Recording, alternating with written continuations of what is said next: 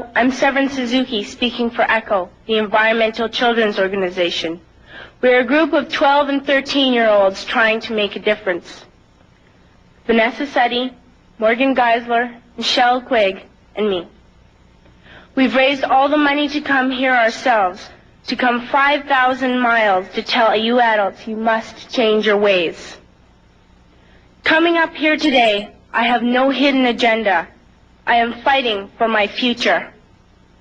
Losing my future is not like losing an election or a few points on the stock market. I am here to speak for all generations to come. I am here to speak on behalf of the starving children around the world whose cries go unheard. I am here to speak for the countless animals dying across this planet because they have nowhere left to go. I am afraid to go out in the sun now because of the holes in our ozone. I am afraid to breathe the air because I don't know what chemicals are in it. I used to go fishing in Vancouver, my home, with my dad, until just a few years ago we found the fish full of cancers. And now we hear of animals and plants going extinct, every day vanishing forever. In my life, I have dreamt of seeing the great herds of wild animals, jungles and rainforests full of birds and butterflies. But now I wonder if they will even exist for my children to see. Did you have to worry of these things when you were my age? All this is happening before our eyes, and yet we act as if we have all the time we want and all the solutions. I'm only a child, and I don't have all the solutions. But I want you to realize, neither do you. You don't know how to fix the holes in our ozone layer. You don't know how to bring the salmon back up in a dead stream. You don't know how to bring back an animal now extinct. And you can't bring back the forest that once grew where there is now a desert. If you don't know how to fix it, please stop breaking it. Here, you may be delegates of your government, business people, organizers, reporters, or politicians, but really, your mothers and fathers, sisters and brothers, aunts and uncles, and all of you are someone's child.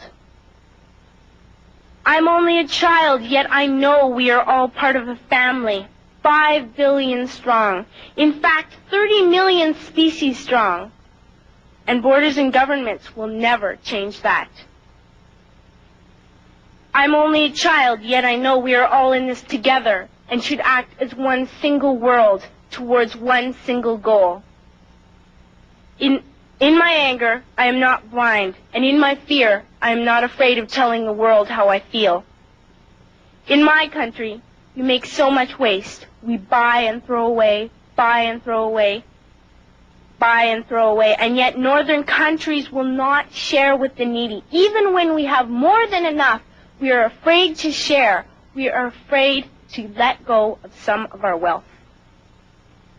In Canada, we live the privileged life, with plenty of food, water, and shelter.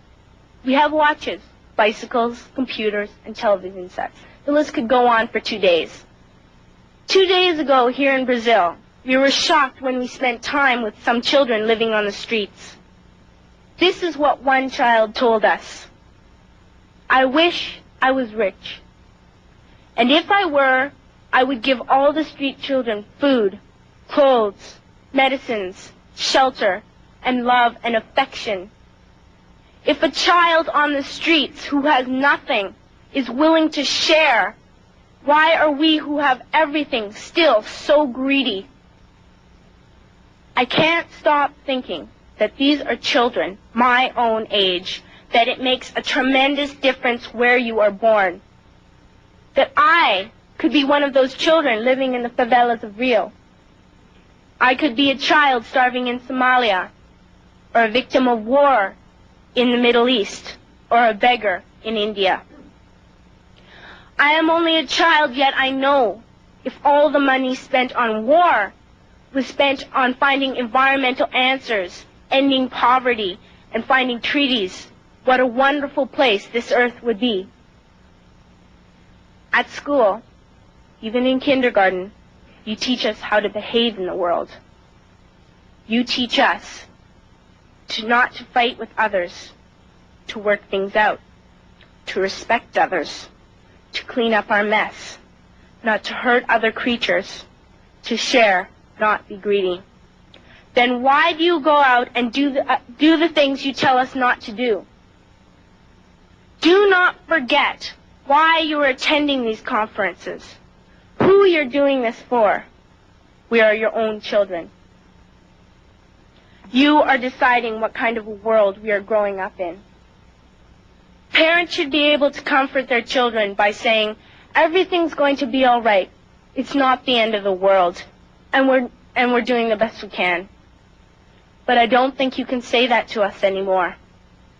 Are we even on your list of priorities?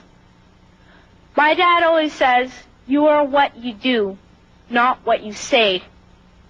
Well, what you do makes me cry at night.